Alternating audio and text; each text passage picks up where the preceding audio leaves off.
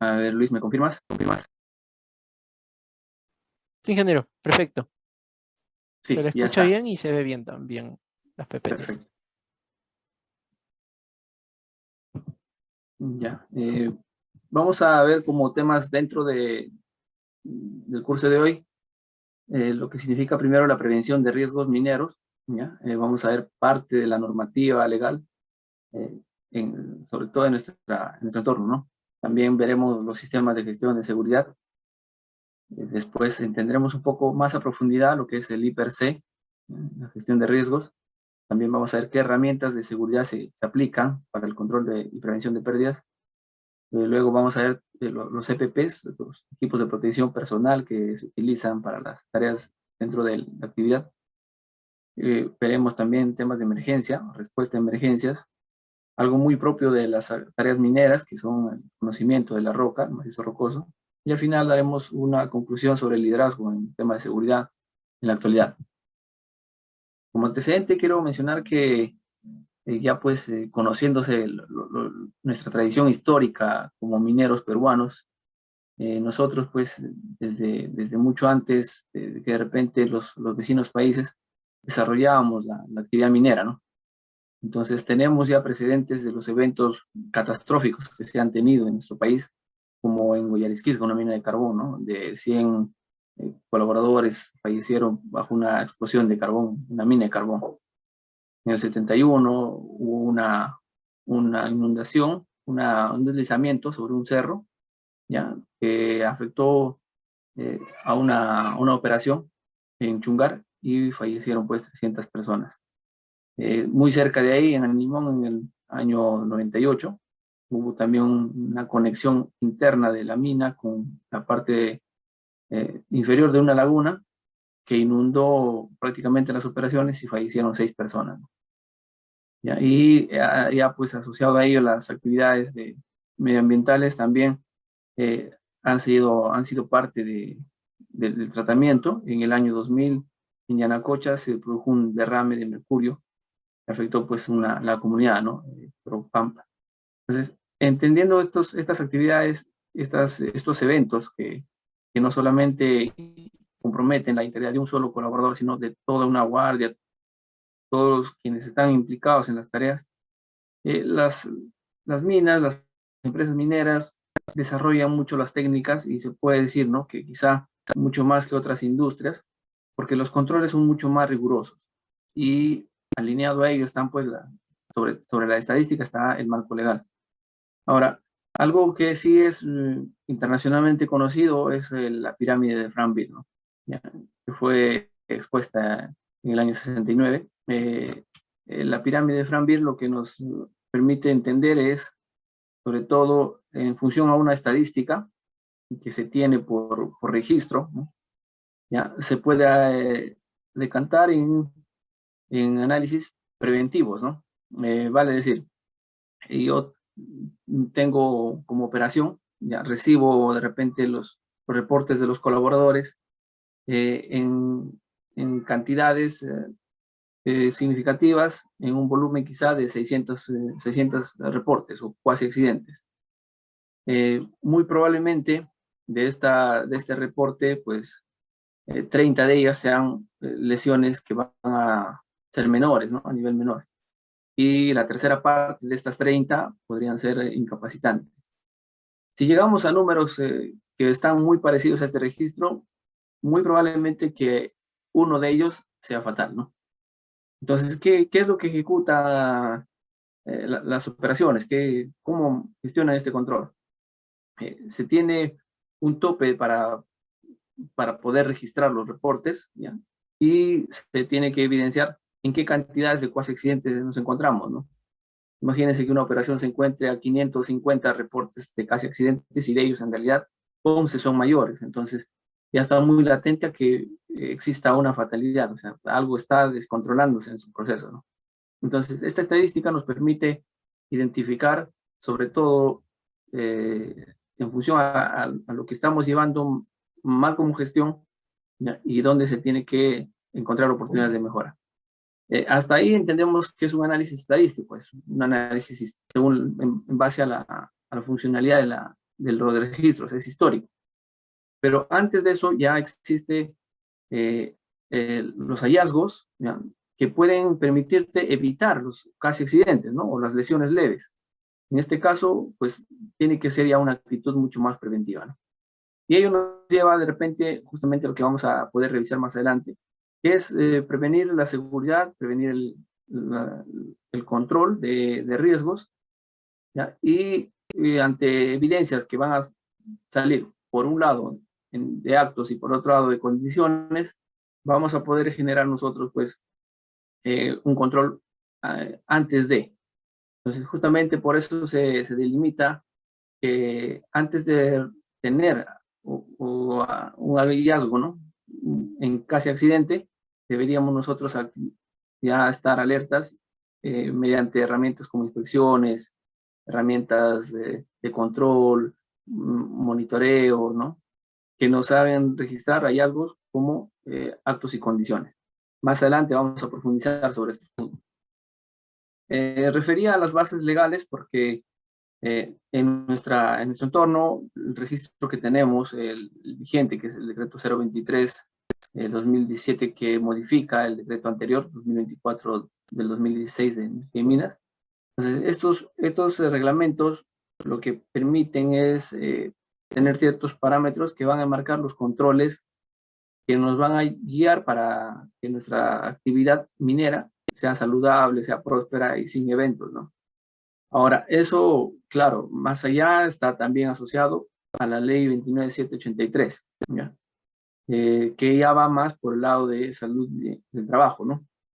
Entonces, juntar esta información, ¿ya?, también con la ley 30222, ¿ya?, y quizá el reglamento interno de la compañía minera, va a fortalecer justamente los parámetros de control, ¿no? Vale ser emisiones de agentes físicos, químicos, emisiones de control, de monitoreos justamente sobre los estándares que vamos a trabajar. Entonces, esto es prácticamente la apertura y lo que indica que deberíamos nosotros de supervisar, controlar, basados a la norma, ¿no? Y cuando uno ya transgiversa la norma o de repente pasa por alto algún ítem, alguna indicación que está registrada en la norma, pues ya empieza a encontrarse hallazgos de niveles graves, ¿no?, o severos, de repente muy graves, que tiene pues que tomarse un plan de acción ahí. Puede ser a la persona, puede ser el proceso, pero ya es un indicador de que estamos trabajando con cierta desviación que tiene que corregirse desde la causa raíz, ¿no? Entendiendo eso, lo que hacen las organizaciones es pues estructurar sus reglamentos internos, que también va muy pegado a la norma general. Los reglamentos van por el lado de seguridad, por el lado de tránsito, por el lado de control, también existen reglamentos internos, ¿ya? No solamente de las compañías mineras, sino también de los proveedores, ¿no?, los contratistas. Y todos ellos, pues en el bien común de buscar la protección del colaborador, cuidar la integridad y la salud del colaborador. Ahora, si vamos a revisar todo el reglamento, es bastante extenso, ¿no? Vamos a encontrar ahí mucha información. Yo recomiendo para quienes están muy relacionados a la industria, de repente están un par de años recién, darse un tiempo, darle al menos 1 o 2 horas de lectura al reglamento. Quizá en un mes lo puedas terminar, porque da muchos parámetros y lo puedes ir registrando, anotando, ¿no?, en una guía, en un cuaderno muy aparte, donde solamente tomes nota de los puntos más relevantes, ¿no? Ya con la digitalización, pues igual, lo puedes ver en el celular, ¿no?, en formatos PDF. Lo que más te va a atraer de todo esto es que se puede hacer las revisiones de manera continua, se puede resaltar, se puede encontrar algún parámetro que de repente no se esté respetando en la operación continua, ¿no? Entonces, algo que nos va a defender siempre va a ser justamente esto, que a veces lo llamamos como la Biblia del minero, el decreto de seguridad. Ahí uno de los puntos más importantes justamente es gestionar o formar el Comité de Seguridad y Salud Ocupacional. Este comité tiene como obligación ¿ya? Justamente enfocarse en todos las inspecciones, los hallazgos, ¿no? En función del bien sobre la salud del colaborador. El comité está formado, lo llaman también paritario, justamente porque viene de par en par, porque en una parte justamente debe representar a los colaboradores y por otra parte debe representar a a la empresa, ¿no? Al titular minero. Entonces, al representar una parte del empleador, que es quien obliga de repente a cumplir ciertas funciones, ¿no? Para la cual el colaborador se ha contratado, por la parte de los colaboradores o trabajadores, pues también hay una obligación de responder y respetar a las obligaciones que se tiene dentro del marco legal. Entonces, justamente este comité es muy importante para hacer inspecciones, para hacer revisiones sobre los procedimientos, para participar de investigaciones de eventos, ¿no? De accidentes. Y es también responsabilidad que se actualice, ¿no? O sea, tiene que formarse mediante votaciones, elecciones que son internas y tienen que ser ya escritas, registradas en un acta para que puedan responder pues ante una fiscalización cómo se está gestionando las operaciones en una unidad, ¿no? Por parte ya de la minera, es parte también como una obligación generar un sistema de seguridad, ¿no? O sea, tener un sistema de control de riesgo. Para empresas grandes ya lo tienen integrado, no solamente en temas de seguridad, sino también lo integran con calidad, lo integran con medio ambiente, con otras ramas que quieren mejorar, ¿no? En el caso de la gestión netamente en seguridad, pues se basa mucho a las normas vigentes, ¿no? Tenemos también que pequeñas empresas mineras estructuran de poco a poco, porque implementar un sistema de seguridad no es tan sencillo como de repente coger de una mina similar, ¿no? Y alinearse a lo que ya se conocía. Es un poco es mucho más trabajoso porque cada mina tiene sus riesgos particulares. Entonces, donde tiene que concentrarse todas estas actividades, justamente son un estudio previo, ¿no? Y el tiempo estimado que para en realidad ejecutar este tipo de implementaciones, pues van a tardar, ¿no? Si lo quieres hacer de manera bien específica, te puede demorar quizás hasta 2 o 3 años, ¿no? Si ya tienes una base, tienes profesionales y lo están haciendo de seguimiento continuo, te puede demorar menos de un año. Pero mucho va a requerir del recurso que se tenga, las competencias de los profesionales, la experiencia, para que puedan aportar con toda la estructura que va a necesitar el sistema. Ahora, una vez que sea implementado, no basta que quede en papel, ¿no? O que quede publicaciones y como una carta de presentación, no. Lo que se tiene que hacer es ya empezar a trabajar y esto es dinámico. Y también se puede modificar y mejorar, hacen planes de seguridad mucho más estructurados y ahí ya tiene que entrar pues toda la organización, no solamente uno o dos líderes que han gestionado el sistema, ¿no? Así se tiene que estructurar bien con el fin también de evitar accidentes. También adicional, como para poder fortalecer el control de riesgos, lo que hacen algunas mineras es generar reglas principales, ¿no? De cero tolerancia. Que dice lo mismo en la norma, con otras palabras más sutiles, pero aquí lo dice ya con términos más sencillos y directos, ¿no? Como no operar sin autorización, o sea, es un término muy fácil de memorizarse.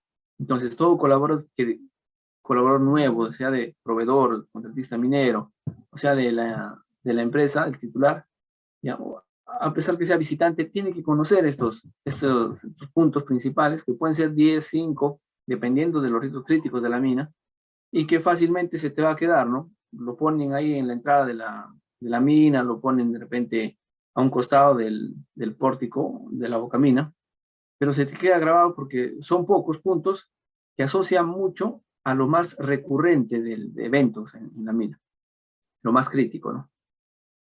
Un ejemplo, en esta mina, por decir, esta mina tiene fatalidad por control de soplo, pero esto de repente no puede ser familiar para otra mina no lo podría conocer, o sea, su actividad no es recurrente para este tipo de riesgos, ¿no? Entonces, ¿qué es lo que pasa? Que en esta mina ya ha existido eventos porque los tajos han tenido filtraciones de agua, ¿no? Han tenido demasiada inestabilidad y han cedido, ¿no?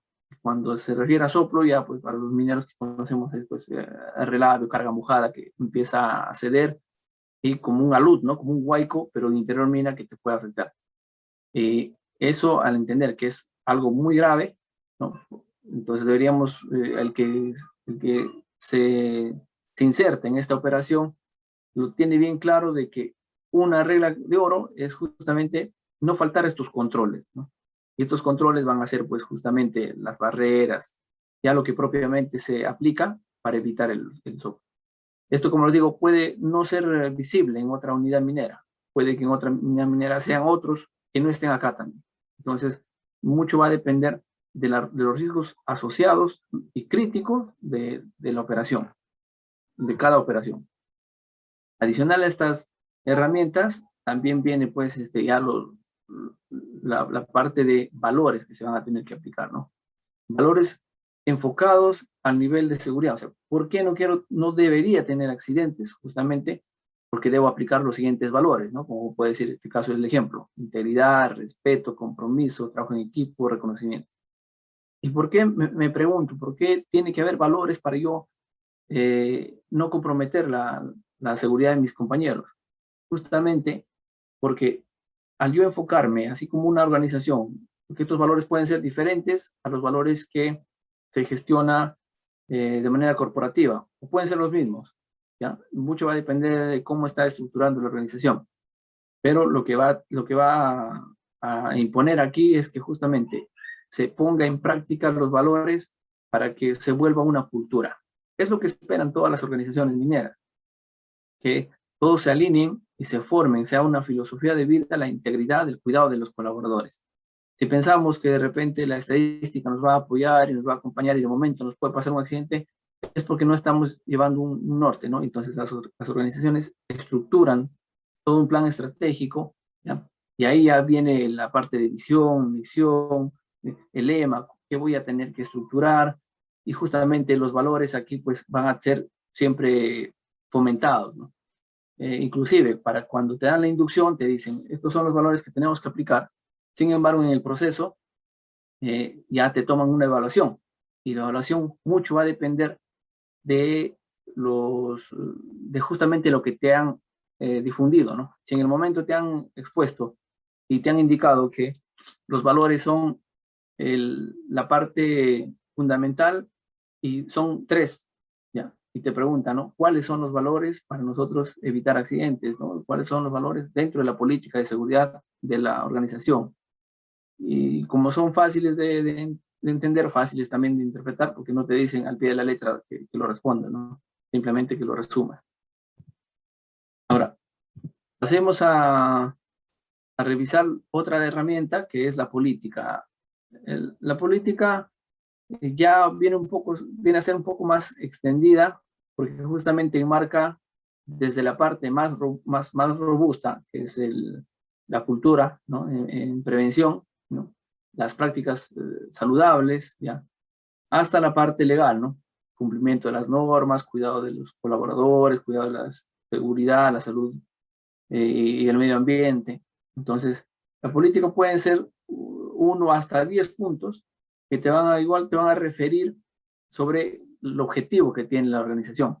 Entonces, si toda organización tiene una política, prácticamente lo que va a hacer es que todo colaborador participe de similar forma con esa misma política, ¿no? O sea, lo adhiera, lo sienta como propio a la política. Y justamente esto te va a permitir que lo empieces pues te sientas identificado con la cultura de prevención que tenga la organización. Hablemos de otro aspecto importante, que en este caso es el I+C. Es no solamente conocido en minería, sino en otras industrias, y también refiere pues a la identificación de peligros, evaluación de riesgos y controles, ¿no? Como sabemos que las actividades de alto riesgo requieren ya una documentación que va a ser pues el procedimiento a seguir, quienes autorizan la actividad, ¿no? Va a estar asociada de repente a una capacitación. y va a ser firmada por los responsables de operación. Entonces, va a requerir ese PETAR, ¿no? Que es un permiso escrito de trabajo de alto riesgo. Ahora, se tiene que identificar todos los riesgos asociados dentro de la tarea. Y justamente ponemos en práctica el IPRC porque es una metodología sistemática, ¿no? Y a la vez ordenada para evitar riesgos, evitar que se generen los accidentes. ¿Ya? Es quizá la más significativa que se utiliza en la industria. ¿Ya? Y lo que hacemos justamente es lo que propiamente especifica, ¿no? Primer punto, observo, y al hacer la observación, identifico los peligros. En ese momento podría enumerar los peligros, ¿no? Podría decir que en mi tarea existen 5 o 6 peligros. ¿Ya? Y el segundo punto es evaluar riesgos, o sea, qué tan crítico, hacia qué me podría llevar la exposición ante ese peligro, ¿ya? Y esa evaluación puede ser no solamente de los 5 peligros, puedo yo tener 5 riesgos, al contrario, ¿no? Podría yo tener de los 5 peligros que he observado, podría diversificar los riesgos, ¿ya? Que podrían ser 8, 10, dependiendo de qué peligro estoy evaluando, ¿ya? Y en el momento de generar los controles, justamente hago qué barreras debo implementar para que este riesgo no sobrepase, ¿ya?, mi integridad y que yo continúe con mi trabajo de manera segura, ¿no? Justamente lo que su nombre indica es lo que prácticamente responde a la actividad que vamos a realizar. Entendamos también aquí la terminología de lo que es peligro, ¿no? Para muchos que entramos de repente a la industria los primeros meses, ¿no? Nos hablan mucho de la terminología. Inclusive el reglamento lo dice las capacitaciones, entonces por ahí siempre te van a decir, tienes que saber discriminar entre qué es peligro y qué es riesgo, ¿no? Ahora, peligro lo puedes decir con tus propias palabras. Muchos que no son tanto de memorizar términos, dicen, no, peligro es todo, ¿no? Peligro es todo, claro. Es todo que existe, pero peligro no podría ser un objeto si no se mueve, ¿no? Peligro no podría ser un carro si el carro está quieto, está de repente, nadie lo está operando. Entonces, hasta ese momento no es peligro, ¿no? Todavía se convierte en peligro cuando alguien lo opera. Volviendo a la conclusión de lo que refiere la norma, es una situación o característica intrínseca de algo capaz de hacerte daño, ¿no? No solamente a las personas, sino también a los equipos, al proceso, al ambiente. Entonces, está muy bien cuando dicen que el peligro es todo, ¿ya? Sin embargo, no es todo que esté quieto, ¿no? Es todo, o es energía, es un objeto, es un material, mientras sea pues movilizado, sea operado por alguna persona, ¿ya? Hasta cuando se encuentre un tractor, por decir en un ejemplo básico de maquinaria minera, un cargador frontal, es un peligro mientras sea operado por algún colaborador, pero mientras se encuentre detenido y tenga todas las condiciones de seguridad, ¿no? Tenga los tacos, tenga puesto bien un bloqueo de conos, ¿no? Esté bien iluminado, entonces no se va a convertir en peligro, ¿no? No porque netamente exista. Entonces entendamos muy bien que esa descripción de decir que es todo nos deja muy, muy sueltos, ¿no? Hay que entender que es cualquier cosa que por sí misma, ¿no?, genere pues un evento, ¿no? Existen 3 tipos de peligro. Uno que es visible, ¿ya?, que lo podemos advertir, como el ejemplo del cargador frontal, se puede ver, ¿no?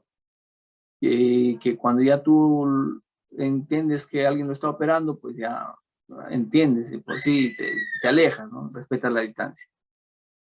Existen también los peligros ocultos, ya, que no los vemos, no lo percibimos, que podría ser de repente algo que, si nos vamos al mismo ejemplo del cargador frontal, ¿ya?, podría ser que este equipo tenga un recalentamiento y nadie lo esté identificando, ¿no? En el caso más común de la minería es pues la roca escondida, o sea, la formación de bloques que están ocultos, ¿no? Que no se observan, ¿ya? Pero que los vas entendiendo cuando ya pasan a encontrarse en desarrollo, ¿no? O sea, la formación de un bloque de roca que está a punto de desprenderse. No lo ves, no lo has percibido en el momento del desate, lo has tratado de hacer caer y al final no has podido, pero al fin, después de un tiempo, luego de un tiempo, por gravedad empieza a ceder, empieza a formarse y ya se convierte en un peligro en desarrollo, ¿no? Y tenemos que eliminarlos. Ahora, ¿para qué pensar que los peligros ocultos siempre van a existir? Eso de repente nos lleva al resumen de que los accidentes ocurren así de al azar. Hoy por hoy no es así. Ya existe un estudio donde los profesionales en la geomecánica, pues en el ejemplo del caso de Roca, ¿ya? ¿Por qué este peligro oculto de formación de bloque podría sorprenderte, podría caerte? ¿Ya? Porque justamente existe ya una área especialista, existen los supervisores que tienen que conocer la identificación de bloques, la formación, que tienen que estudiar, ¿no? Tienen que hacer mapeos, tienen que entender, interpretar la formación de cuñas, y también existe pues el área que ya supervisa, ¿no? Que es la parte operativa, la parte de seguridad, supervisa que exista un sostenimiento apropiado. Entonces, estos peligros, a pesar de su existencia, que están ocultos, son eliminados con un control, ¿no? Con un control de estabilidad, de sostenimiento. En el ejemplo del cargador frontal, decimos que no es peligro mientras esté detenido. Claro, y puede ser un peligro oculto cuando pueda tener un recalentamiento que nadie lo ha identificado. Pero ¿quién tiene que identificar ese recalentamiento? Pues justamente es por el lado de mantenimiento, ¿ya? Quien hace la supervisión, el control de mantenimiento periódico, que puede ser semanal, ¿no? O también por el lado del operador, o sea, el operador si sabe identificar bien el, el indicador de temperatura del equipo, entonces va a entender qué es lo que está pasando, ¿no? Si por ahí hay un cable suelto, mientras no exista mantenimiento, no exista la inspección periódica, pues va a seguir siendo oculto. Lo que debemos evitar es justamente que estos peligros sean identificados en su momento, ¿no?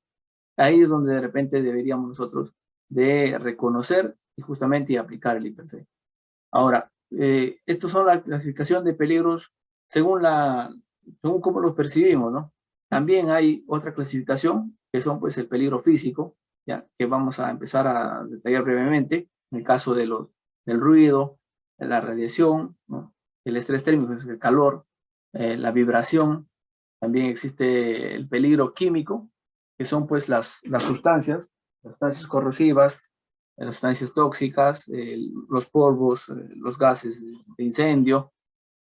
También está el peligro biológico, que van a ser los hongos, eh, los, las bacterias, ¿no? Sobre todo en operaciones donde exista madera, emposamientos de agua, aquí se van a dar, ¿no? Los peligros mecánicos, que son las maquinarias, los equipos móviles, el ejemplo básico que hicimos pues del cargador frontal. Entonces, por este lado, pues estos son los peligros mecánicos, los eléctricos, que contienen energía viva de energía eléctrica, los cables, ¿no? Los transformadores, los tableros eléctricos. Los peligros ergonómicos son pues ya la relación que se tiene tanto en el colaborador con la actividad, ¿no? Con la tarea. En el ejemplo que vemos aquí en la imagen, vemos pues cómo se manipula madera. La madera se utiliza en mina para actividades muy especiales, ¿ya? Se trata de evitar el consumo de madera, pero todavía existen operaciones que lo realizan y requiere pues de un manipuleo cuidadoso, ¿no? Estar capacitados en manejo de cargas y herramientas también especiales, ¿no? Que se tienen que aplicar.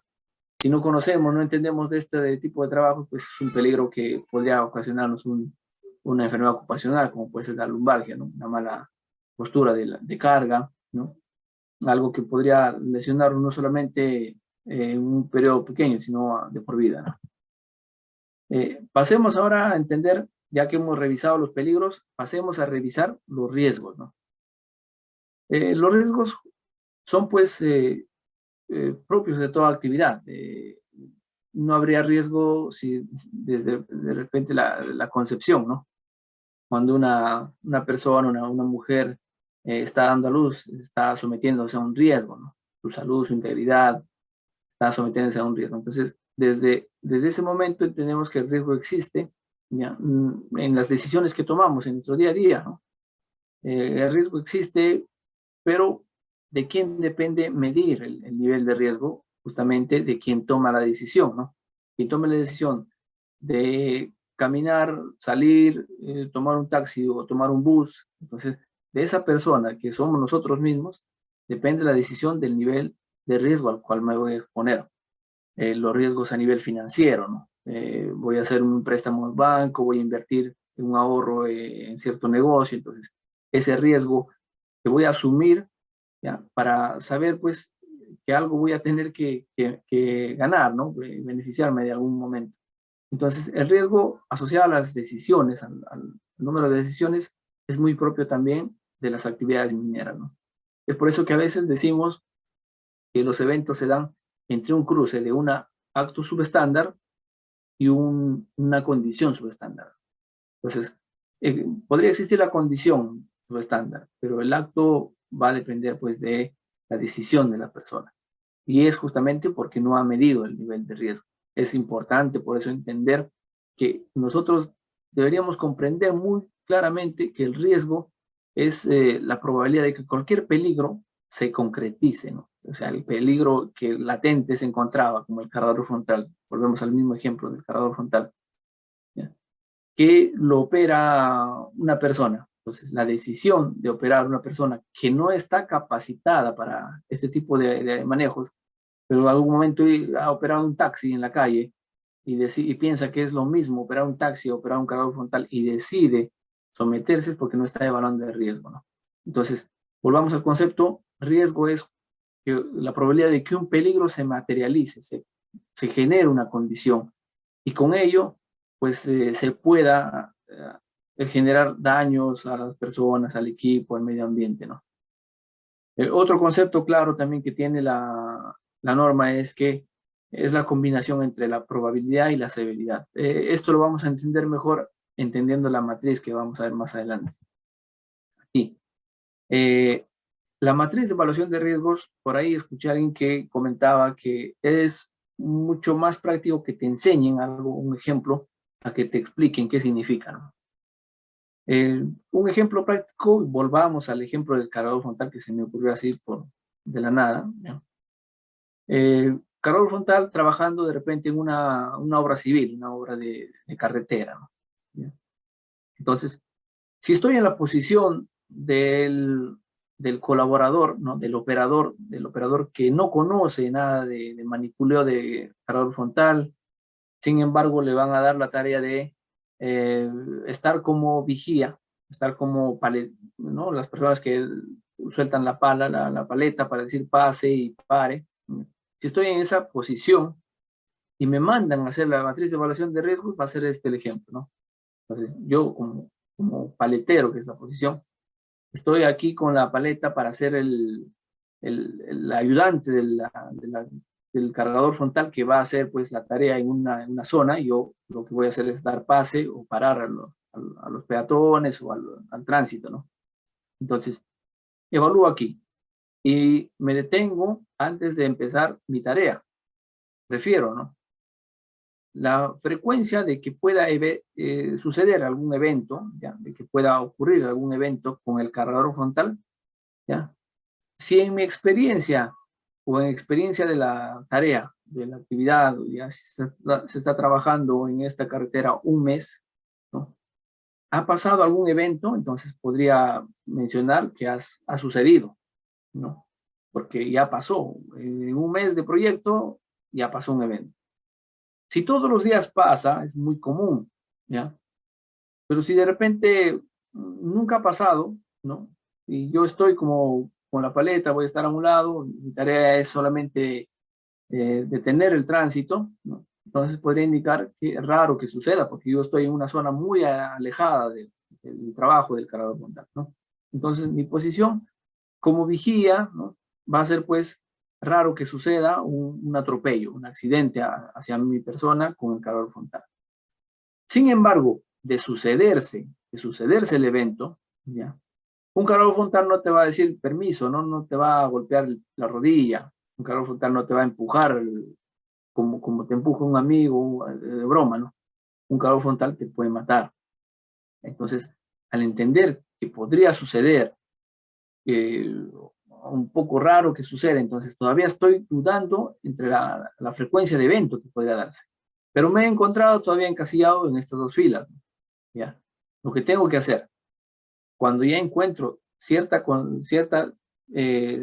consecuencia de lo que podría suceder, me imagino lo peor, porque justamente la matriz de evaluación de riesgo te hace sentir esa posición. Te detienes, analizas con la cartilla y decides, ¿no? Si yo tomo esta decisión de exponerme, ¿qué me pasaría? Y prácticamente pues voy a tener una fatalidad. ¿Cómo identifico, cómo señalo esto? Ha sido muy fácil discriminar la frecuencia, porque la frecuencia es el número de veces que sucede el evento, ¿no? Hemos identificado muy rápidamente la frecuencia y nos hemos encasillado en estos dos lados. Podría suceder o raro que suceda.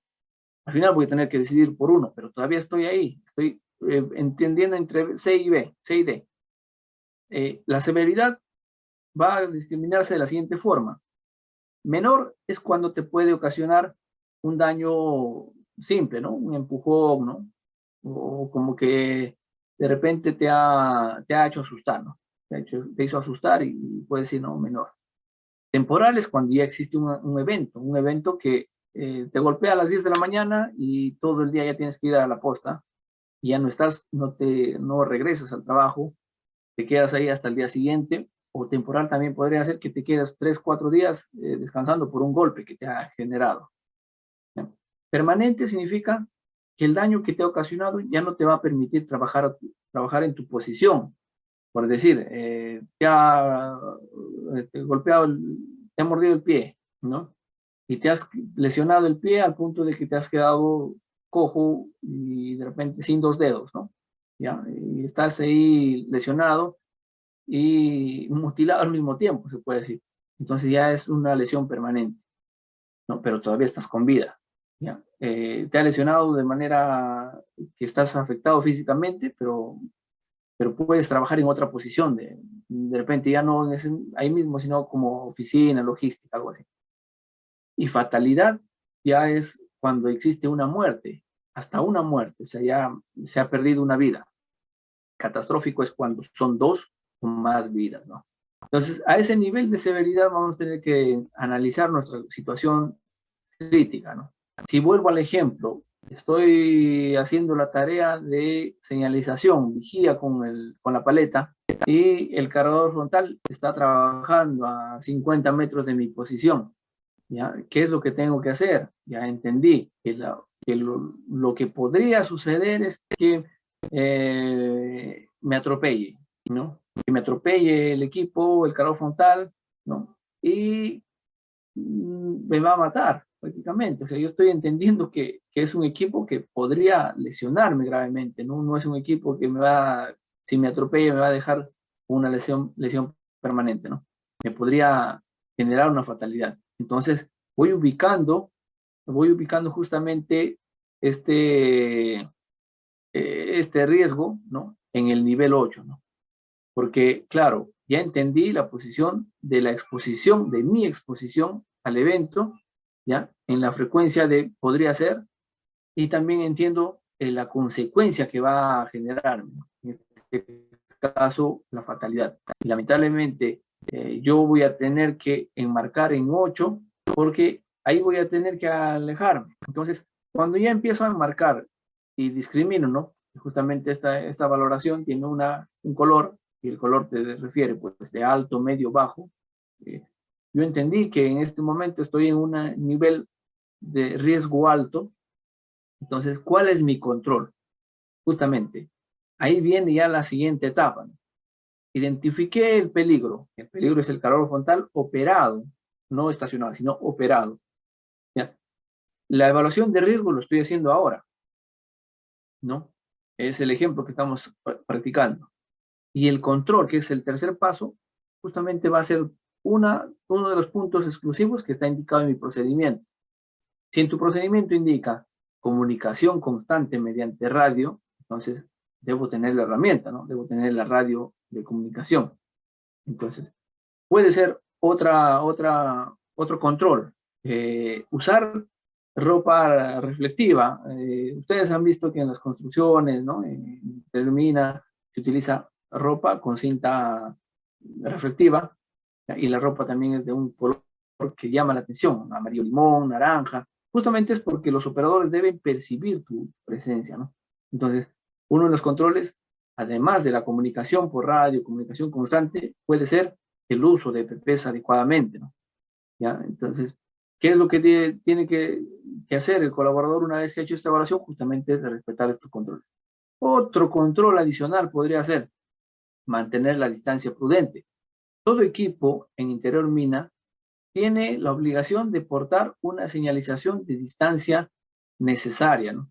O sea, el equipo, por más chico, pequeño, grande que sea, tiene un radio de acción, ¿ya? Y ese radio de acción también tiene puntos ciegos.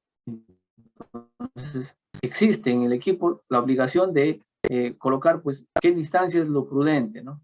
En operaciones de equipos livianos van entre 20 y 25 metros, ¿no? En equipos pesados van 50, 80 metros, ¿no? Entonces, ese letrero tiene que estar muy grande, muy visible en el equipo y tú lo tienes que respetar. Entonces, uno de los controles adicionales a lo que ya estamos viendo también puede ser mantener la distancia prudente. Y la distancia prudente lo va a dar justamente el reglamento de trabajo interno, ¿no? Entonces, así como hacemos el ejemplo del operador el vigía, ¿no? El vigía que levanta la paleta para dar pase, también el operador del equipo tiene que realizar su evaluación de riesgo. De similar condición, de las tareas que le dan, tiene que evaluar. Identificó un peligro, entonces de ese peligro tiene que hacer su análisis de riesgo. Y de ese análisis de riesgo tiene que generarse los controles, que prácticamente están escritos. Lo único que tiene que hacer es respetarlos, reescribirlos, porque ya en el hipercontinuo que rellena, en la matriz que rellena diariamente, le dan opción a rellenar, ¿no? Entonces, básicamente la evaluación, la ejecución de esta matriz va dado por ese lado. Y lo que decía, pues, la representación de un concepto, ¿no? Uno de los conceptos de riesgo realmente es el encuentro entre la frecuencia, ¿no? Y la severidad, ¿no? Que te va a dar justamente la valoración de riesgo. Todas las operaciones, como mencionaba anteriormente, que son muy propias, o sea, identifican eventos muy propios, muy característicos de su mina, tienen que emitir los riesgos críticos. En otras minas tienen otra descripción, pero son los riesgos de los 80 riesgos que puedas encontrar en una mina. Vas a tener que identificar los más representativos, los que te han llevado una estadística mucho más robusta y te han indicado, pues, que esto es lo más continuo, lo más recurrente de los eventos, ¿no? Entonces, justamente estos riesgos críticos son donde se tiene que enfocar la supervisión a controlarlos. Y pueden estar muy asociados, o sea, en una sola tarea puedes encontrar los 8 riesgos, o sea, los más críticos podrías encontrar en una sola actividad, ¿ya? Entonces ahí pues ya se debe mandar personal especializado que conoce muy bien de la actividad, supervisores que tienen la competencia de controlar los riesgos, personal que ya ha sido entrenada, ¿no? Y sobre todo tienes que tener la cuadrilla de emergencia. Entonces, aquí ya se tiene que estructurar mucho más para este control de riesgo. No siempre van a ser 8, podrían ser en una mina 10, en otra mina podrían ser 15, ¿ya? Va a depender mucho de los eventos, de la información que se tenga en la estadística, ¿no? Y ya entendiendo un poco de que los peligros existen y sabiendo de que existe también un riesgo que tendríamos nosotros que gestionar para controlarlos, ¿ya? Entonces, acá mostremos pues cuáles son las barreras de control para evitar que este peligro se concretice, que se materialice, que el riesgo te genere un evento, ¿no? Y que al final termines en accidente. Entonces, las barreras de control son 5, ¿ya? van desde las más blandas a las más duras, ¿no? Las más blandas son pues las que fácilmente se pueden desdoblar en controles no rígidos, ¿no? Al contrario de las barreras duras. Las barreras rígidas, que son ya pues las que te van a afectar de manera de reemplazar la actividad, de eliminar el peligro, ¿no? Justamente vamos a hacer el ejemplo, ¿no? Se entiende mucho mejor cuando lo llevamos a algo práctico. Volvamos al caso del cargador frontal, ¿ya? Que tiene que hacer una actividad de traslado de carga, ¿no? Si quisiéramos eliminar el peligro, ya, este peligro del manipuleo de cargador frontal, pues fácil, ¿no? Lo que vamos a hacer justamente es paralizar la tarea y traer otro equipo para que haga la actividad, ¿no? Si existe dentro de ello el riesgo de que el operador no esté en condiciones, ¿qué vamos a decir? El peligro se convierte de repente en la operación del equipo, y lo que vamos a hacer es evaluar al colaborador y decirle que no está en condiciones de operar el equipo y paralizar la tarea, ¿no? Prácticamente a ese concepto es el ejemplo de eliminación del peligro, ¿no? Que vas a la fuente y cortas y de repente se paraliza por momentos la actividad. Reemplazar es cuando bien reemplazas el equipo o reemplazas al operador. El operador que no está en condiciones, le pides a otro operador que sí ya está autorizado, capacitado y pueda operar el cargador frontal. Reemplazar también podría ser, has visto una falla mecánica en el equipo, que lo ves como un peligro, de repente el freno del equipo, y reemplazas pues con otro equipo, ¿no? Entonces está reemplazando el peligro que está ahí latente, ¿no? Ingeniería ya se basa al diseño, ¿ya? Igual es una barrera dura que también se basa al diseño de la estructura, ¿no? Si vas a tener la opción de poder no solamente reemplazar y eliminar, sino también tienes el recurso, ¿no? Tienes la suficiente condición económica de traer de repente ya no un equipo, sino una faja, para que no esté moviendo la carga de un punto a otro, sino una faja que esté desplazando la carga de manera continua. Se va a llevar mucho más controles con barreras de malla, ¿no? Con guardas. Entonces esto te va a permitir de que estás haciendo un diseño muy diferente al diseño existente, ¿no? Ahora, eso es algo que te va a ayudar pues como organización de repente a generar tecnología, ¿no? Lo que le llaman innovación. Entonces, mucho de lo que hoy por hoy conocemos en las innovaciones, en los cambios dentro del proceso, justamente se dan enfocados a mejorar los estándares de trabajo, ¿no? Los indicadores. Han visto por ahí un evento que ha ocurrido, ¿no? En alguna situación física, un accidente, y se ha traído otro equipo que haya reemplazado, se ha desarrollado la ingeniería, ¿no? ¿Ya? Entonces pensemos que justamente aplicar esta barrera dura para estos controles, justamente en esta etapa, es lo que nos lleva ahora a innovar. Pasemos a las barreras blandas o suaves, que son prácticamente pues, los administrativos, los que no van a interferir directamente en el peligro, pero sí va en quien tome la decisión, ¿no? En este caso, el colaborador. Si volvemos a revisar el ejemplo del cargador frontal, ¿ya? Un control administrativo para evitar pérdidas podría ser pues una señalización, ¿no? La señalización que se tiene para donde te identifican, te advierten que hay un equipo en movimiento. Esta señalización es una comunicación. Otro podría ser justamente la herramienta que hemos visto en el ejemplo, el caso de la matriz hiper C continua. Entonces esta matriz lo que hace es darte información, darte unos parámetros de seguimiento, ¿no? Donde se identifican, se registran, y es documentado. Al existir este registro documentado, lo que vas a generar pues es una información administrativa, ¿no? Una estadística. Entonces, todas las herramientas de información visible, las herramientas de gestión, las señalizaciones, las cintas, son herramientas administrativas, ¿no? O sea, son controles administrativos. Los EPPs, por el lado, quizás son la última barrera que prácticamente no te van a ayudar mucho, ¿no? No va a ser tan significativo, porque igual, si un cargador frontal viene sobre ti y a pesar que estés con todos los EPPs, eres vulnerable, ¿no? O sea, los EPPs son la última barrera que prácticamente no te van a ayudar en mucho. Podrían mitigar el impacto, ¿ya? Podrían reducir el impacto, pero cuando el peligro es mucho más leve, ¿no? Por decir, te cae una herramienta a los dedos del pie y justamente estás con las botas de seguridad, ¿no?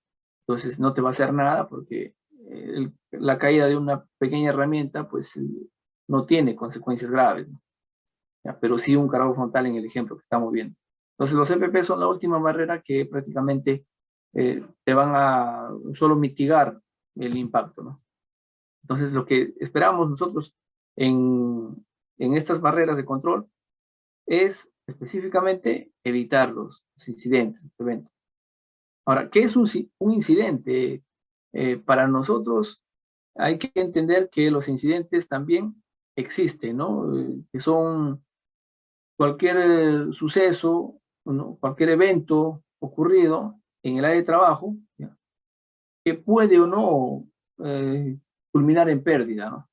Un incidente involucra un accidente, porque un accidente sí termina en pérdida, lo vamos a ver más adelante. Pero un incidente podría no, pero ha sucedido. ¿Ya? Podría no terminar en una pérdida, pero por ahí, el ejemplo del carro frontal. El carro frontal se fue contra un lado de la roca o se fue contra un lado y por poquito me atropella, casi se viene por ahí. Entonces, no me hizo nada, pero queda registrado como un incidente porque podría haberme lesionado, ¿no? Podría haberme ocasionado lesiones graves. Entonces, un incidente justamente es un evento no deseado que puede o no terminar en pérdida. Y que involucra los accidentes, que por su lado sí terminan en pérdida. Entonces, si quisiéramos definir los accidentes, justamente son los eventos no deseados que sí terminan en pérdida, una lesión, en una incapacidad, en una pérdida en el proceso, ¿no? Una interrupción del proceso. Y pueden ser clasificadas pues entre leves, incapacitantes y mortales, ¿no? Entendemos muy bien ya lo que se refiere cuando ya es mortal, ¿no? Cuando es leve también entendemos que no es significativo, pero no me va a tener algo mucho más permanente. Ahora, esta matriz de causalidad de accidentes justamente se analiza, ¿ya? Para control de pérdidas, de eventos, ¿no? Lo que hacemos aquí es entender por qué suceden los accidentes en mina. Estamos viendo fotografías de eventos que son pues propios de una operación minera, ¿no? Con una persona distraída, se acerca mucho a un equipo en movimiento, ¿no? Cuando existe un evento de que una camioneta se ha desviado por la nevada, que podría estar en velocidad. Entonces, lo mismo que pasa en la situación de una ciudad, podría eh, generarse en una mina con mayores niveles de consecuencias, claro. Y lo que hacemos es justamente estudiar el por qué de estos eventos. Y aquí vamos a detenernos un poco más. Lo que conocemos nosotros para control de pérdidas justamente es lo inmediato que va a pasar. Y aquí relacionamos las causas inmediatas. Había mencionado yo que las causas inmediatas ya podrían ser dos y que cuando se cruzan se genera un evento, ¿no? La condición subestándar, que también vamos a entender que es la situación natural o situación generada, ¿no? ¿Ya? De un ambiente de trabajo, ¿no? Contra un acto subestándar, que es la decisión del colaborador. ¿ya? La decisión incorrecta o mala práctica del colaborador. Al encontrarse, justamente, se pueden generar los accidentes. Entonces, entendamos que por un lado están los actos que vienen de la persona y por otro lado están las condiciones que vienen del ambiente. Pero para que estas condiciones y actos se generen, también existen unas causas básicas, ¿no? Y las causas básicas van por el lado de los factores personales y por los factores de trabajo, que también van por el lado de la persona y por el lado del ambiente, ¿ya? Y si generalizamos mucho más por qué se generan las causas básicas, justamente es porque algo dentro de nuestro proceso está fuera de control, ¿no? Y que no estamos llevando en función al estándar, porque toda organización maneja sus procedimientos, maneja un estándar, un diseño, ¿no? Profundizando a lo que significan las causas inmediatas, ya entendemos que podrían venir por el lado de los actos y por el lado de las condiciones. Se va a entender mejor este ejemplo con unas imágenes, ¿no? Ya. Veamos, los actos subestándares, ¿no? Los actos subestándares son pues las prácticas incorrectas, las que no deberían verse en la mina o en la tarea, pero lamentablemente existen. Colaboradores con 25 años de experiencia, con casi 30 años de experiencia en el sector, por ahí están un poco confiados en su tarea y ejecutan malas prácticas. Ahí es donde se generan actos subestándares. O colaboradores que no conocen y por falta de comunicación, por falta de preguntar cómo se hace la tarea, también aplican actos incorrectos. Entonces, actos subestándares son todas las actividades incorrectas que no están permitidas en la tarea. Y por el lado de condición, justamente les decía que es el ambiente, ¿no? Es el ambiente, el entorno de trabajo, que no presta las garantías, ¿no? No se puede trabajar en una zona con condición subestándar, se puede decir. Entonces, la falta de orden, un estado inadecuado de salud, con mucho monóxido, mucha concentración, una falta de visibilidad, ya genera una condición subestándar. Falta de iluminación, falta de espacio para trabajar tranquilamente, entonces ya es una condición. Ahora, justamente las condiciones con los actos, deberíamos nosotros identificarlos, ¿no? Identificarlos y reportarlos, porque de alguna forma, si yo estaría reportando un acto subestándar a mi supervisor por confiado de 25 años de experiencia en el trayecto, ¿no? De repente está usando su casco sin barbiquejo, entonces está cometiendo un acto subestándar y tengo que reportarlo no porque estoy siendo una mala persona, sino porque quiero que él se corrija, ¿no? Porque quiero que él también cuide su integridad. Lo mismo va a pasar en condiciones. Si de repente estoy caminando por un lado y veo que existe un derramamiento de aceite en el cargador frontal, veo que existe un goteo de aceite hidráulico, ¿no? En el cargador frontal, entonces tengo que reportarlo. Ya se está generando una condición porque posiblemente hay una fuga, ¿no? Una fuga de aceite, puede ser el pistón, o sea, algo está pasando para que esto sea anormal y lo estoy reportando. Entonces, ya existen herramientas, ¿no? Para hacer este tipo de reportes, tanto como actos subestándar, como condiciones subestándar, que me van a llevar pues a la prevención, que es lo que veíamos en la pirámide de Beer, ¿no?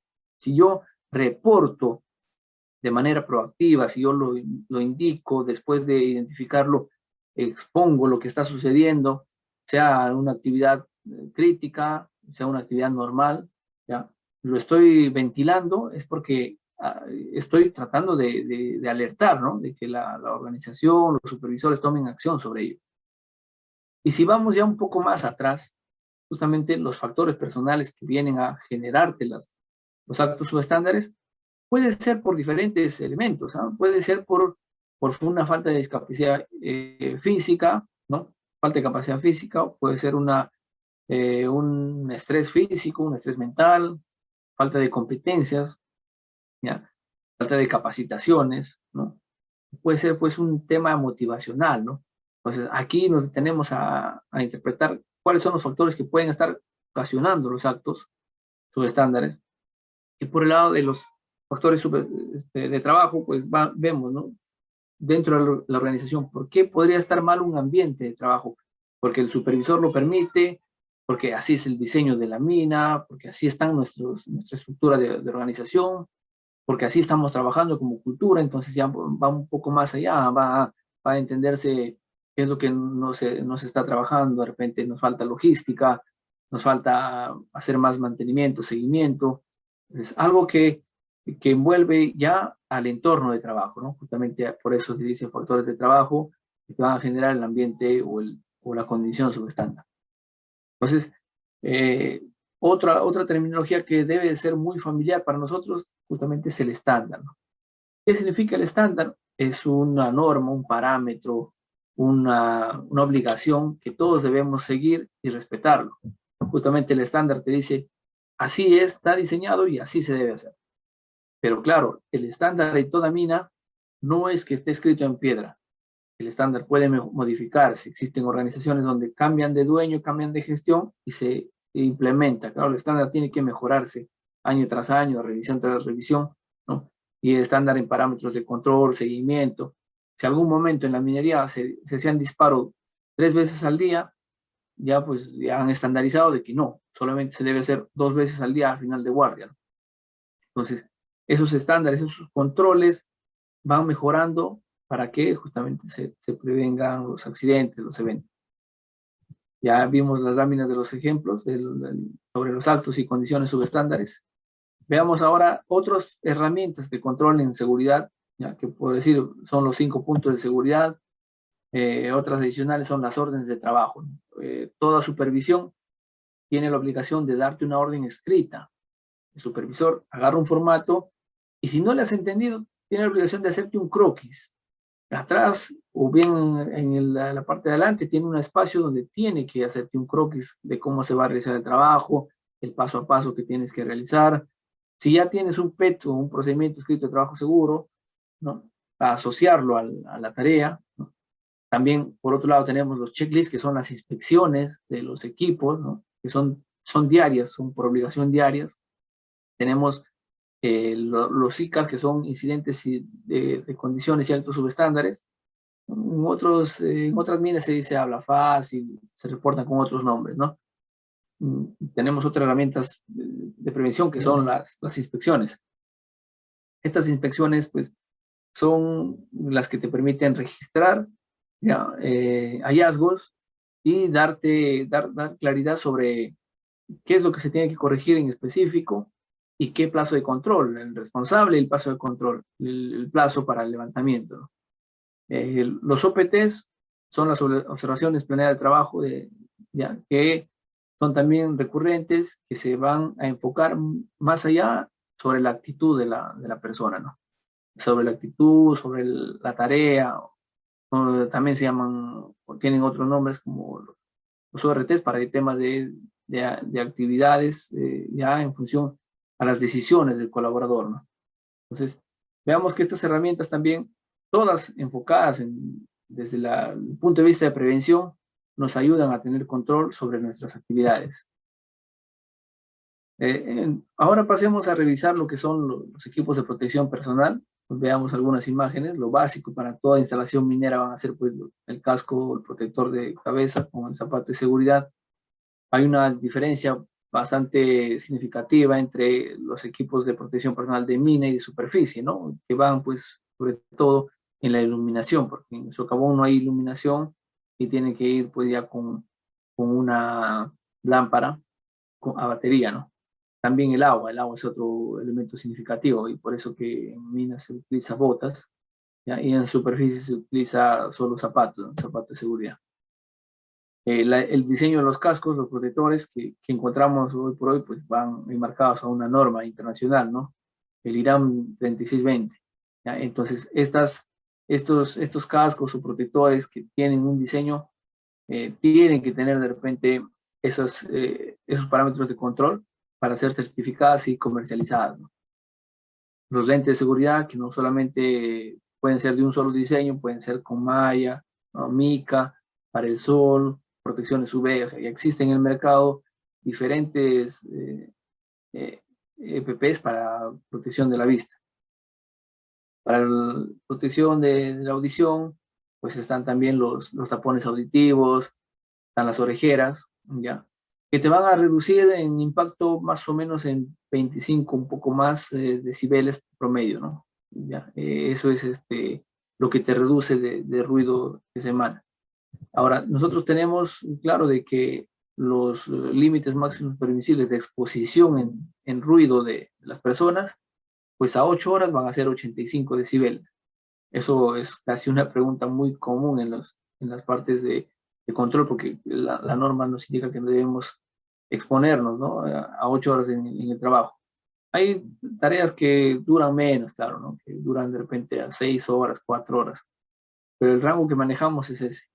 Ahora, si tenemos un ruido intenso, ¿ya? Un ruido que hace de repente lo significante que podría generarnos, bueno, lo que se hace es que se protege con ambos, ¿no? Tanto con las orejeras como con los tapones auditivos, y tienes que sumarle ahí. Si le has quitado 25 decibeles al ruido, le sumas los otros 20, 25 decibeles que te puedan permitir el otro elemento de protección al oído, ¿no? Entonces, ya pues ahí veríamos nosotros de que la exposición de las personas en el cuidado de su sistema auditivo, pues va como obligación por la parte de la supervisión, por parte de los colaboradores, ¿no?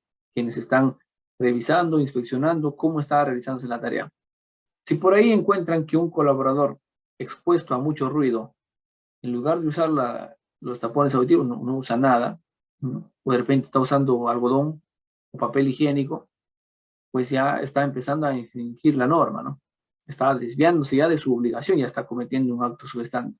Entonces ahí mismo se toma acción sobre la actitud del colaborador, se toma acción sobre lo que está implementándose, porque también se trata de que cuando este colaborador, después de un periodo de trabajo, pues deba salir del área de trabajo, deba retirarse en las mismas condiciones que ha ingresado, ¿no? Y ya no debería fallar de repente el sistema auditivo que no le permite escuchar pues en casa, ¿no?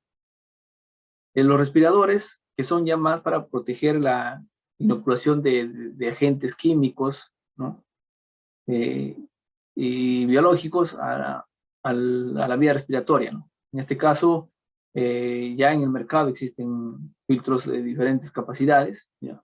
Filtros de carbón, filtros para gases, ya y bastante ergonómicos también, que te permiten la flexibilidad, ¿no? Ya no te hacen mucho daño. Entonces, hoy por hoy tenemos nosotros en el mercado la opción de elegir qué respirador y qué filtro voy a poder usar en mi tarea. Otras ropas especiales, y son justamente para el soldador, ¿no?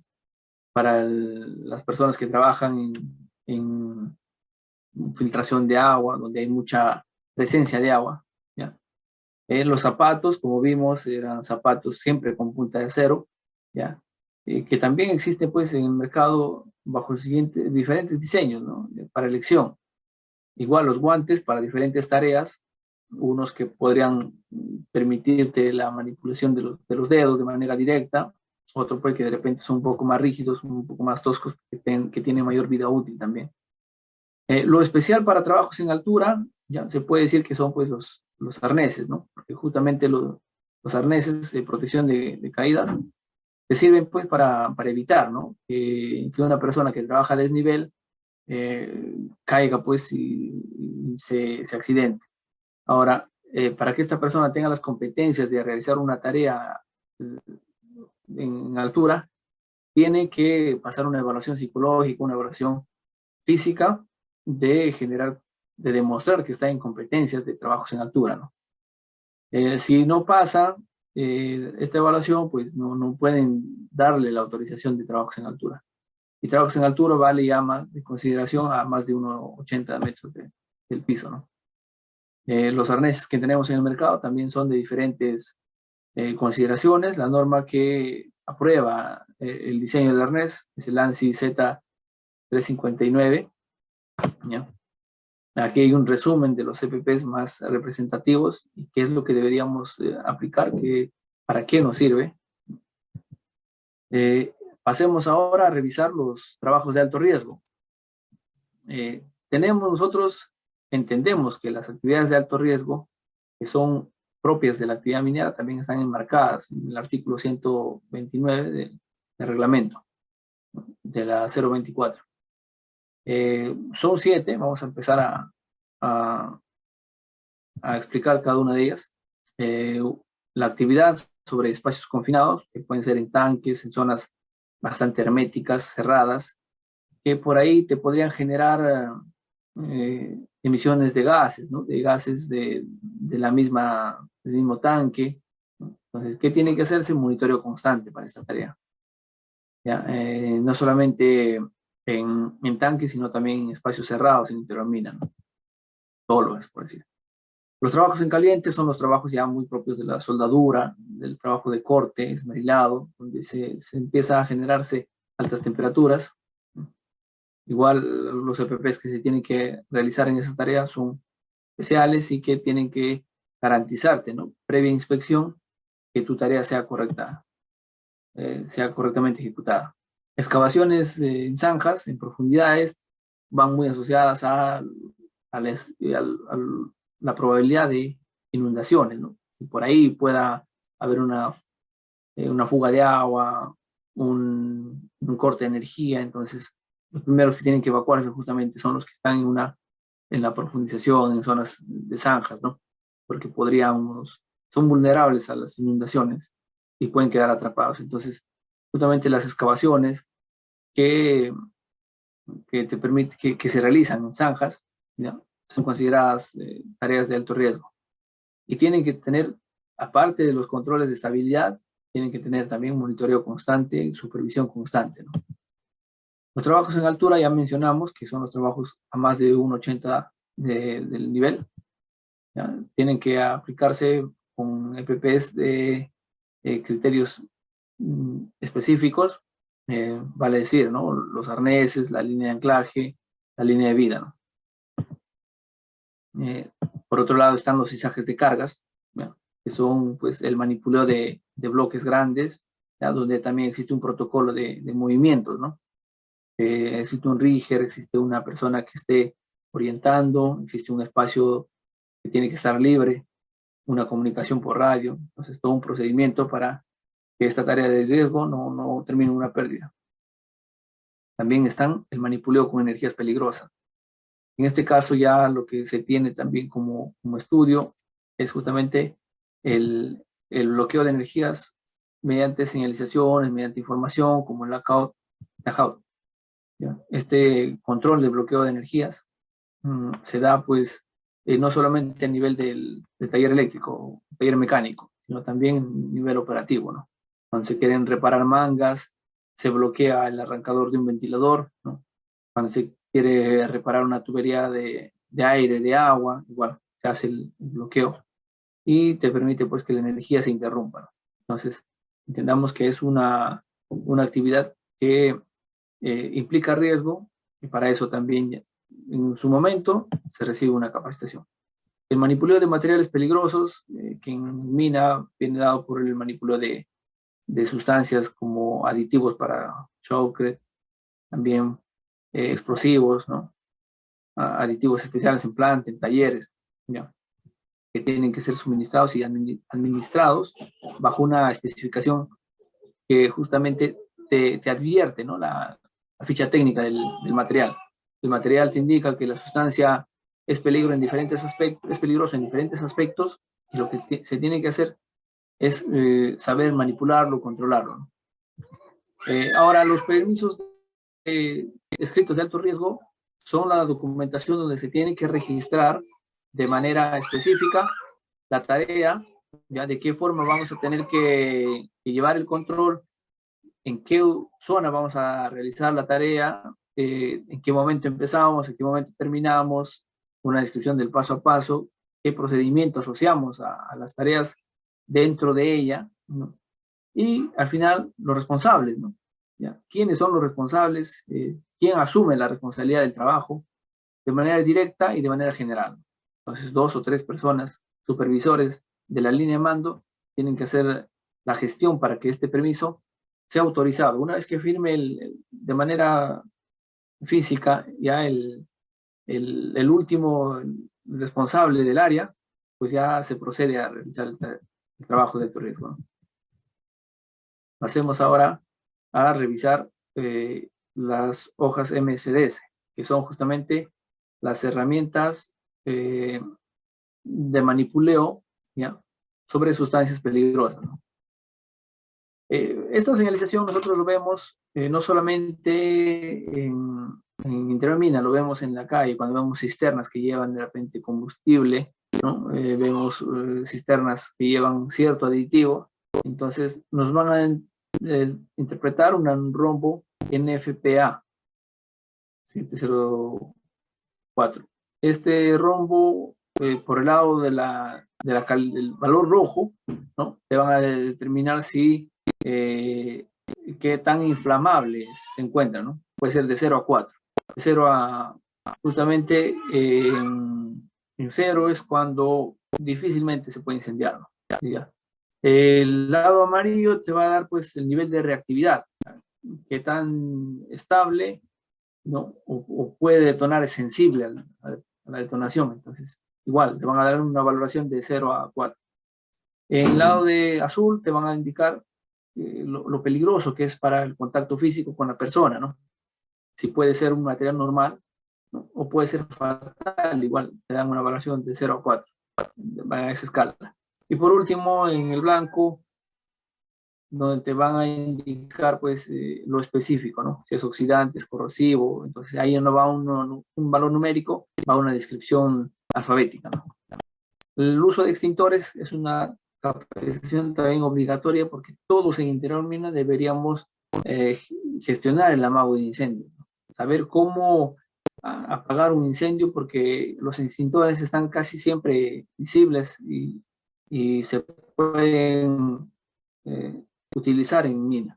Una camioneta, se puede generar un incendio en un almacén. Entonces todos deberíamos estar preparados para el amago de incendios. Y justamente te dicen el paso a paso cómo deberíamos aplicarlo. Ahora pasemos a entender la parte final de la presentación, que son lo específico en mina, ¿ya?, que por un lado viene en la generación de los gases naturales de mina o gases de la combustión interna de la mina, gases de la respiración de las personas, gases de la formación, ¿no?, de la expulsión, ¿no?, de la voladura, ¿ya? Y cuando la voladura de ser una sustancia física material pasa a ser una energía, pues también emite gases, ¿no? Entonces, los gases en mina son unos agentes que deberíamos controlarlos de manera considerable.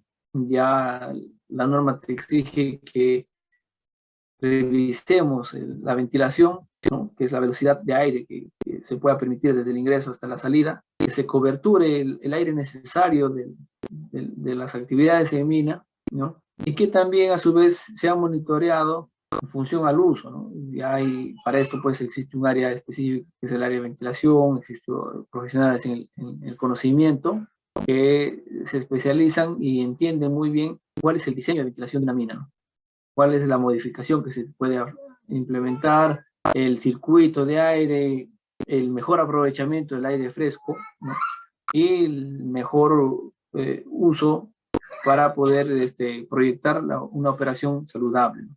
E imagínense que al no poder controlar este elemento vital o este elemento peligroso en mina, al no poder llevar control sobre la dilución de estos gases, ¿ya?, te pueden generar gaseamientos, y hay muchos eventos en mina que justamente suceden por asfixia, ¿no?, intoxicación, por falta de oxigenación, que son catastróficos en algunos casos, también son mortales.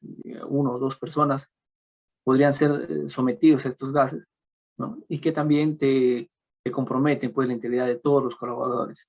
Si una persona sobrevive a un gaseamiento, pues no está sano así al 100%, ¿no? De alguna forma tiene repercusiones, porque los gases se han quedado de repente impregnados en la salud, tanto en un daño psicológico, ¿no?, como un daño pulmonar, ¿no? Entonces pensemos en que el control sobre estos gases, cuyos parámetros están bien definidos en la norma, también te indica, ¿no?, ¿Cuándo es los límites máximos permisibles? ¿Ya? En temas de monóxido de carbono, ¿no? ¿Cuánto es lo máximo que se tiene que registrar en la mina? Si tú estás subiendo esos parámetros, prácticamente estás trabajando en condiciones subestándares, ¿no? A lo que íbamos a, como comentario. Entonces, justamente el ambiente no debe generarse esa condición. Si tú estás con una medición sobre estos límites máximos permisibles en gases nitrosos, ya pues debes interrumpir la tarea y estás justamente aplicando una de las barreras de control, ¿no? Pensemos en todo caso que ya existen herramientas digitales, ya existen monitoreos con herramientas para dar luz verde a la apertura de trabajo, ¿no? En el I+C de control continuo, ya justamente existe pues un punto donde te indica que deberías registrar la lectura de tus indicadores. Pero otras minas suelen utilizar pizarras, ¿no? Donde registran qué lectura de gases que de estos agentes han arrojado según la inspección del supervisor, ¿no? Del líder que está en la labor, teniendo claro que esta herramienta de lectura digital es pues una herramienta que tiene que recargarse, ¿no? Tiene que llevarse de manera calibrada la mina. No puedes confiarte de repente en un equipo que no solamente lo has tenido ahí. Todo equipo necesita una mantenibilidad, necesita un registro, una inspección previa antes de ser utilizada, ¿no? Como les decía, el anexo 15 del reglamento te indica estos parámetros para poder respetarlos y te indica poder las aplicaciones que tú debes tener. Sobre todo, pues, está en la oxigenación, ¿no? En generar aire fresco para diluir este tipo de concentración de gases. Una información muy elemental justamente es el no permitir el ingreso en horarios de disparo. En toda mina va a existir el letrero que está al inicio de la bocamina, donde te indica, ¿no?, en qué horarios son los horarios de disparo, o sea, en qué horarios no está permitido ingresar.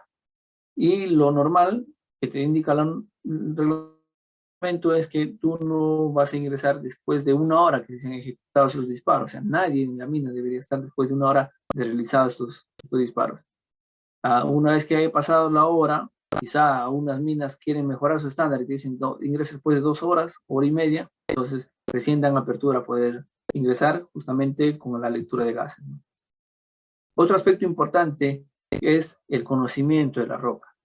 Si trabajamos tanto en tajo abierto como en socavón, el control de la roca, si no interpretamos, si no conocemos muy bien la clasificación de la roca, puede ser muy desfavorable la ejecución del trabajo, ¿no? En muchas minas lo que se estila es tener un área de control sobre este estudio en específico. El área es geomecánica, mecánica de rocas, que se encarga pues de generarte las cartillas geomecánicas, las capacitaciones, la calidad de sostenimiento que se va a aplicar, el control sobre este sostenimiento, inclusive hasta el costo de cada tipo de sostenimiento, ¿ya? Y los valores finales, ¿no? Entonces, estos indicadores lo gestiona el área geomecánico. Sin embargo, es de conocimiento, es de obligación general que todo minero debería conocer la clasificación de la roca. Muchos lo hacen de manera práctica, mucho más fácil de entender. ¿Cómo valoramos el RMR? Teniendo solamente, ¿no?, de repente una barretilla que a la mano nos puede servir. Hacemos los golpes y hacemos la interpretación mediante la formación de fallas con un flexómetro, ¿no? Entonces, esta relación es muy familiar. Sin embargo, hay una cartilla que a la vez se nos alcanza, que es la cartilla geomecánica. Esta cartilla, muchos lo tienen bien resumido, hasta lo pueden llevar en el cuello porque te indica, ¿no?, según la clasificación, la valoración de roca que le has dado, qué tipo de sostenimiento tiene que emplearse, ¿no? Entonces, esta información debe ser de conocimiento general. Por más que seamos nuevos, estamos obligados a conocer, a interpretar la falla, la formación de bloques, desde saber el desate, ¿no?, el sonido de la roca, de saber interpretar cómo está eliminando la condición de rocas sueltas, hasta entender qué aplicación, sostenimiento le voy a dar al macizo rocoso después que se ha disparado. Entonces, entendamos que es obligación nuestra llevar estos controles justamente en base a las características del terreno, de la calidad del macizo rocoso. Para eso existe el área de geomecánica que va a interpretar de manera técnica, va a hacer las simulaciones en sus softwares, en el Rock Science, va a interpretar qué tipo de sostenimiento, qué aplicación de sostenimiento voy a emplear por tipo de roca, por el tramo que estoy pasando, ¿no? Sin embargo, es una información que para ellos es conocimiento específico, que para nosotros, los mineros, así estemos en cualquier área, debería ser obligación nuestra conocer, interpretar y entender de por qué se hace el estudio de la roca, ¿no? Justamente ya cuando se empieza a hacer el minado, entendiendo muy bien la interpretación, se van a dar pues ya los controles bajo esta estabilidad, ¿no? Y para ello también ya entendemos que existe pues cierta obligación de parte de los colaboradores que también se tienen que eliminar todas las condiciones de roca suelta, ¿no? Como el desate. El desate es una aplicación necesaria, todo minero debe saber que está en socavón, que se realiza siempre antes, durante y después de las tareas, ¿no? Cuando por ahí revisamos, hacemos inspecciones, ¿ya? Existen zonas que todavía no se han desatado, justamente es porque esto del desate es dinámico, es una actividad muy dinámica, ¿no? Creo que con esto hemos acabado para poder nosotros compartir la información necesaria, ¿no? En cuanto al conocimiento de la roca, en cuanto a la ventilación, a los gases existentes en interior mina, lo mismo que es propio de los riesgos en tajo abierto.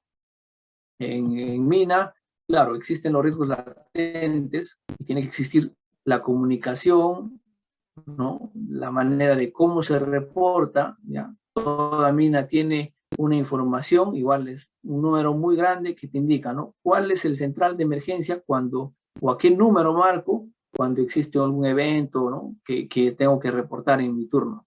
Entonces, existe también una manera de cómo responder, cómo es la forma de reportar un evento, ¿no? Indicando el nombre, el lugar de la evacuación, ¿no? Qué es lo que está pasando, quiénes son los heridos y dónde me encuentro, qué es lo que puedo hacer hasta esperar que de repente llegue la ambulancia, ¿no? Todas estas capacitaciones se dan de manera preventiva porque uno tiene que saber cómo actuar ante los eventos. Se da la información adecuada y también se da pues el número de central. Entonces entendemos que todos los colaboradores que estamos realizando las actividades, por más que nos sentamos sometidos a una presión de la continuidad, deberíamos saber que se actúa mediante la conciencia, la concentración, ¿no? La dedicación de hacer algo de manera correcta. Hoy por hoy, todo este enfoque que se va a convertir en algún momento en cultura, pues viene transmitiéndose poco a poco y también aportando un poco más a la sociedad, ¿no? El minero que ya está formado, en un caso ejemplo, el minero que se sube a una camioneta en mina y sabe que su obligación es ponerse el cinturón, pues lo bueno que también lo transmite en la sociedad. O sea, se sube a cualquier auto y sabe que es su obligación ponerse el cinturón de seguridad. Por más que no lo hemos aprendido en la sociedad, lo aprendemos en el centro de trabajo y lo volvemos como algo ya filosófico, ¿no? Ya es una manera de vivir, de practicar buenos hábitos y de formar una cultura. Es a donde aspiran las empresas, no solamente quieren generar valor económico, sino también valor moral, valor social, ¿no?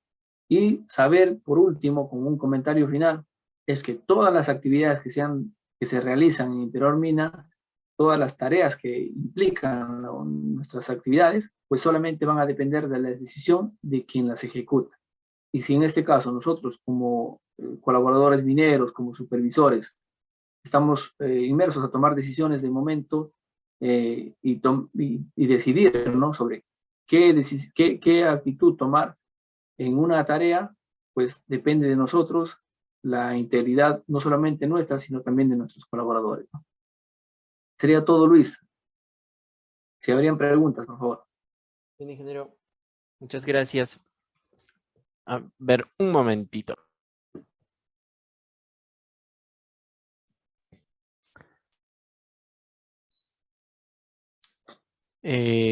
Por el momento